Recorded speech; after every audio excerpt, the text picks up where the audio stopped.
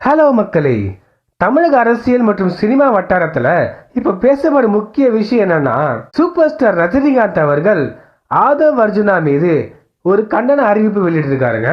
இந்த கண்டன அறிவிப்பு வெளியானதுமே சமூக வலைதளங்கள்ல ஒரு பெரிய டிபேட்டே போயிட்டு இருக்குங்க.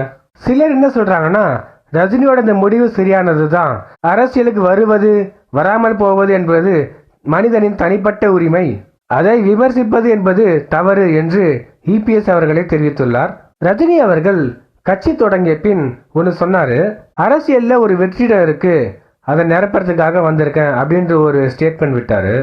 இதற்கு பதிலடி கொடுக்கும் விதமாக அண்ணன் சீமான் அவர்கள் என்ன சொன்னாருன்னா, சுடுகாட்டுல கூட இடம் இருக்கு, அங்க போய் கூட படுத்துக்க வேண்டியதானே அப்படின்னு ஒரு விமர்சனத்தை தெரிவிச்சாரு. இதே போல் சாட்டை திருமுருகன், திமுகவின் முக்கிய புள்ளிகள் எல்லோருமே ரஜினிக்கு எதிராக விமர்சனங்களை தெரிவித்துள்ளனர்.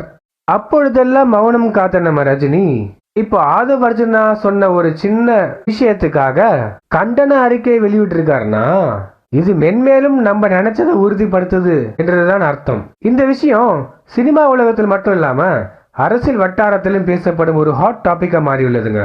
மை டியர் மக்களே, ரஜினி அவர்களின் கண்டன அறிவிப்புக்கு பின்னாடி அரசியல் அழுத்தம் இருக்கிறதா, இல்ல ஆதவ் அர்ஜுனா சொன்ன அந்த வார்த்தையினால ரஜினியின் மனசு புண்பட்டு வெளிவந்த கண்டன அறிவிப்பு அப்படின்னு நீங்க நினைக்கிறீங்களா?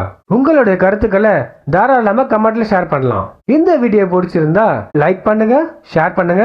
இந்த மாதிரியான பொலிட்டிக்கல் அப்டேட்ஸ் உடனுக்குடன் தெரிஞ்சு கொள்ளணும்னா இந்த சேனலை சப்ஸ்கிரைப் பண்ணுங்க. இது வைரல் விளக்கம். நான் உங்கள் வைரல் ப்ரோ. நன்றி.